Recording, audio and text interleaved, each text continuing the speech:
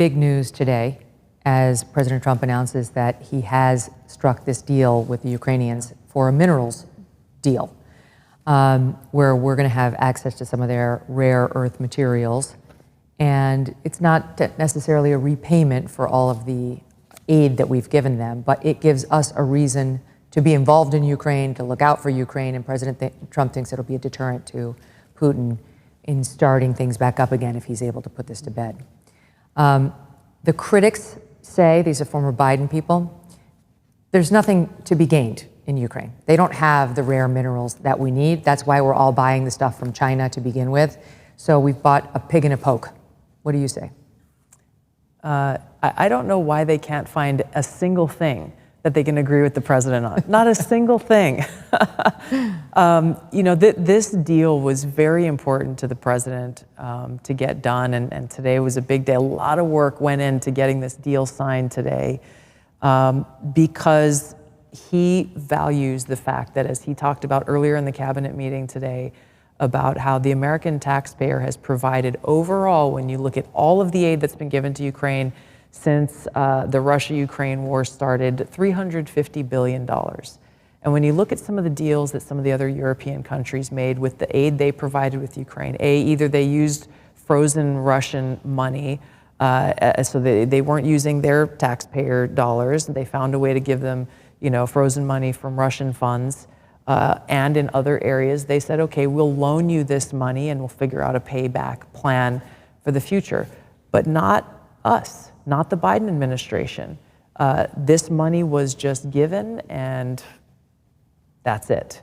So President Trump understood that, was very, very, very bothered by it, that the American people are just out of pocket on this without any means of any kind of repayment whatsoever. And so this minerals deal is a way for the American people to get some form of not return, but some kind of a repayment based on the taxpayer dollars that have been expended and used to pay for someone else's government to be run, to pay for someone else's infrastructure, even outside of all of the weapons system, while we still have communities here who have failing infrastructure, who have poisonous water, yes, who have people still in Western North Carolina who are homeless and don't have the basic needs that they have. And so this deal, yes, of course, he wouldn't have made the deal if they don't have these rare earth and minerals that still need to be mined. But of course we checked. Yeah. He's not going to go and make a blind deal based on just a handshake. And so this is a win for the American people, and it's a win for the Ukrainian people, because this joint partnership is something that is mutually beneficial for the people of both of our countries. You think about the things we could have used some of that money for, with all due respect to the Ukrainians. I mean, we're talking about the southern border, how porous it is, more agents, maybe at the northern border, more agents, maybe to inspect some of the cargo that gets shipped in, maybe some treatment programs for people who get addicted to this poison and will be dead, if you play the odds, within 18 months.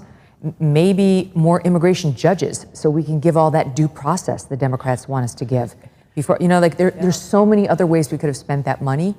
So I want to go back on you remember the tragic wildfire that hit my home community of Lahaina. I didn't live there, but it was within my district when I was in Congress, and how many lives were lost, and an entire town just razed to the ground. And when I went there just a couple of days after that fire happened and went out and talked to the people there on West Maui, and the fact that so many of them, not connected to each other, completely different conversations, different households, different locations, said, gosh, if only we were Ukraine, maybe somebody would pay attention to us. And that just speaks to what we're talking about here. And so this is this community of Lahaina now, who is only now, by the way, just starting to rebuild homes in communities and places where they have lived for generations. We talk about Western North Carolina and the very, very, very slow rebuild process that's going on there, that people who lost their homes are still paying property taxes and mortgages for the land and the home that they have, that they are not able to live on in any way at all. You look at... I don't think I'd do it. Well, I don't think I'd be doing it. That's the thing, is those are two of many examples. You have a level of poverty in West Virginia that I think many Americans would not see if but going to a third world country on the other side of the planet. The needs that we have here are very real, and part of the dissatisfaction that the American people have had for so long in our government is that the government, by and large, FEMA is a great example, you take all of this money, so much of this money, and it feeds into this bureaucracy, and you have all these officials going to places like Western North Carolina. I went there, and you hear the angst in people's voices when they say, no, FEMA hasn't been here, and they're hoarding supplies here or there. They're saying, hey, here you go, here's $500. Like, what a freaking insult that is. And then they see what's going on with, oh, we sent another $50 billion to Ukraine today, and then next, oh, we sent another $100 billion, and how people are celebrating that when they're not even looking at what's happening in our own backyard. And this is what I saw and experienced when I was helping President Trump during his election campaign, was that there was a spark of hope in people's hearts when they saw that he was addressing the very things that they were most concerned about. Their health and well-being, securing our borders, not allowing boys to play in girls' sports or allowing them into girls' bathrooms, things that are common sense and address the everyday needs of the American people, our security, him being the president of peace and trying to prevent war. This is a shift. This is the beginning of a shift to what we are all seeking to bring about, which is in this 250th anniversary of the founding of our country, how about let's have a government that actually serves the people, a government that is of, by, and for the people. Tariff wars, stubborn inflation, no wonder gold has been routinely hitting all-time highs. And volatile markets like the one we have now don't sit on the sidelines with your head in the sand.